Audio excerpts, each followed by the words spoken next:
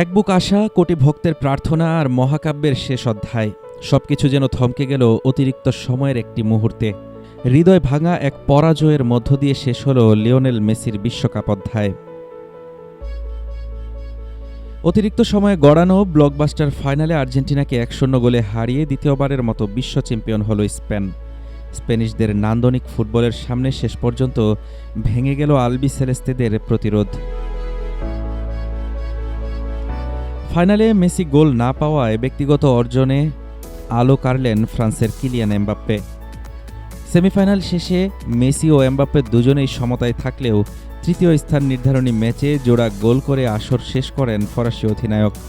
মোট 10 গোল নিয়ে এবারের গোল্ডেন বুট নিজের করে নিলেন রিয়াল মাদ্রিদ সুপারস্টার।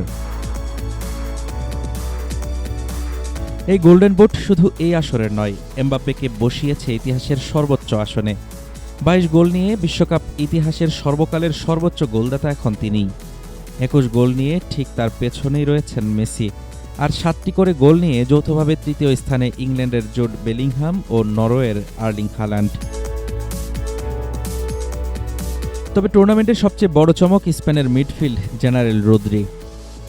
আসরের সেরা ফুটবলার হিসেবে গোল্ডেন বল জিতেছেন এই স্প্যানিশ অধিনায়ক। 16 বছর পর স্পেনের বিশ্বকাপ জয়ে 30 বছর বয়সী এই মিডফিল্ডারই ছিলেন মূল কারিগর। ব্যক্তিগত পুরস্কারে এবার ছিল স্প্যানিশদেরই জয় জয়কার। সেরা গোলরক্ষক হয়েছেন ওনাই সিমন এবং সেরা উদীয়মান ফুটবলার স্প্যানিশ ডিফেন্ডার পাউ কুবার্সি। ট্রফির পাশাপাশি বিশেষ পুরস্কার হিসেবে চ্যাম্পিয়ন দলের প্রত্যেক ফুটবলারকে দেওয়া হয়েছে টুর্নামেন্টের স্মারক আংটি।